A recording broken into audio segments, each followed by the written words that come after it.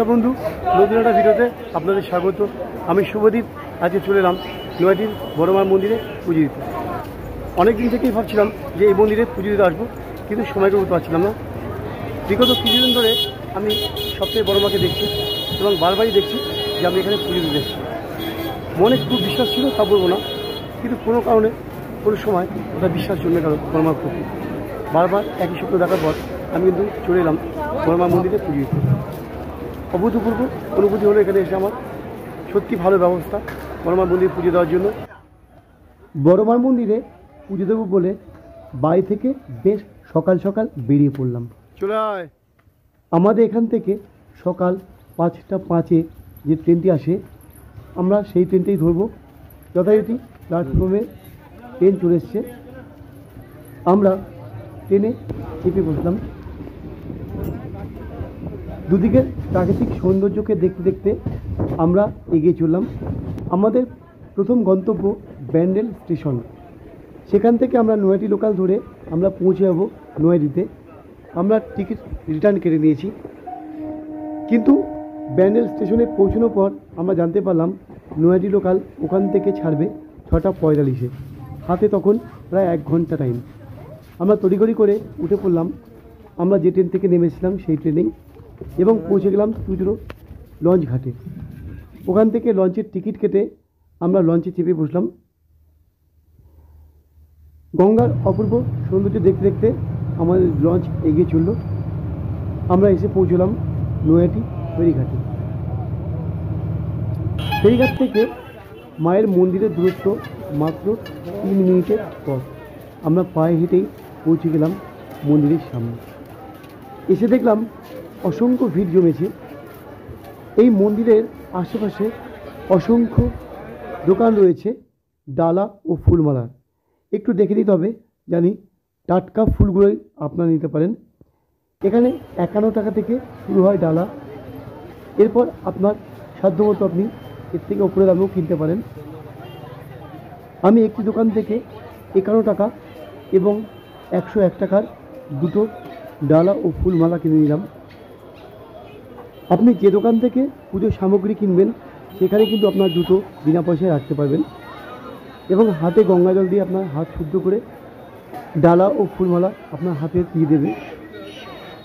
আমি এখান থেকে ডালা ফুলমালা নিয়ে নির্দিষ্ট ভিড়ের পেছনে গিয়ে দাঁড়ালাম আর অপেক্ষায় রইলাম যে বড় মায়ের মন্দিরে ভেতরটায় কখন পৌঁছবো। কারণ আমি স্বপ্নে দেখেছিলাম যে মায়ের মন্দিরে অঞ্জলি দিচ্ছি আমি। এখানে এসে শুনেছিলাম যে মন্দিরের প্রথম 200 জনাকে অঞ্জলি দেওয়া হয়। যাই হোক, ভাগ্যক্রমে আমরা এসে মন্দিরের ভেতরে পৌঁছলাম এবং জানতে পারলাম যে আমরাও অঞ্জলি দিতে পারবো। মন্দিরের ভেতরটা ঘুরে দেখানোর মতো সময় নেই, তার কারণ এত ভিড় যে আমি মোবাইলের ক্যামেরাটাকে ঠিক ঘোরাতে পারছি না। যাই হোক, এখানে মন্দিরের ভেতরে ছবি তোলা নিচে। আমি একজনের সহযোগিতায় মায়ের ছবি তুললাম এবং ভক্তি ভরে অঞ্জলি দিয়ে মাকে পুজো দিলাম। আমি স্বপ্নতে ঠিক যেমনভাবে মাকে অঞ্জলি দিয়ে পুজো দিয়েছিলাম, দেখেছিলাম, ঠিক সেইভাবেই মাকে পুজো দিতে পেরে আমি ভীষণ খুশি। মায়ের এটাই হয়তো অলৌকিক ক্ষমতা। কথায় বলে ধর্ম যার যার, বড় মা সবার। সত্যি বড় মা সবার। আর বড় মাকে নাকি ভক্তি ভরে প্রণাম করলে বা পুজো দিলে বা কিছু চাইলে তিনি নাকি খালি হাতে ফেরান না। হয়তোবা মা সবার জন্যই মঙ্গল চিন্তা করেন। বড় মার মায়ের এটি নতুন মন্দির। এর আগে বড় মার মন্দিরটি অন্যরকম ছিল এবং সেখানে নাকি শুধুমাত্র ফটোতে পুজো হতো, এবং কালী পুজোর দিন 21 হাত কালী তৈরি করে বড় মাকে পুজো দেওয়া হতো এবং পুজোর শেষে মাকে গঙ্গায় বিসর্জন দেওয়া হতো। আর বড় মার এই নতুন মন্দিরের যে মূর্তিটি আপনাদের দেখালাম, এটি কিন্তু সম্পূর্ণ কষ্টি পাথর দিয়ে তৈরি। মায়ের মন্দিরের প্রধান দরজা থেকে বেরিয়ে আমরা সামনে কিছু স্টলের মধ্যে অনেক মায়ের ফটো বিক্রি করতে দেখলাম। এখানে মায়ের যে মাটির মূর্তি আছে তারও ছবি রয়েছে, এবং যে মায়ের মন্দিরের মধ্যে যে মাকে পুজো করা হচ্ছে সেই মায়েরও ছবি রয়েছে। কোনো ছবি রয়েছে মায়ের অর্ধেকটা এবং কোনো ছবি রয়েছে পূর্ণাঙ্গ। আমি দেখে দেখে একটি মায়ের পূর্ণাঙ্গ ছবি নিলাম। মায়ের মন্দির খোলার সময়সূচি হলো সকাল 8টা থেকে দুপুর 1টা, দুপুর 1:30টা থেকে দুপুর 2:30টা এবং বিকেল 4টে থেকে রাত্রির 8টা। সন্ধ্যে 6টার সময় বড়মার মন্দিরে সন্ধ্যা আরতি হয়। আর মায়ের মন্দিরের কিন্তু ভোগ খাওয়ানো হয় শনিবার, মঙ্গলবার এবং অমাবস্যা তিথির বিশেষ পুজোর সময়।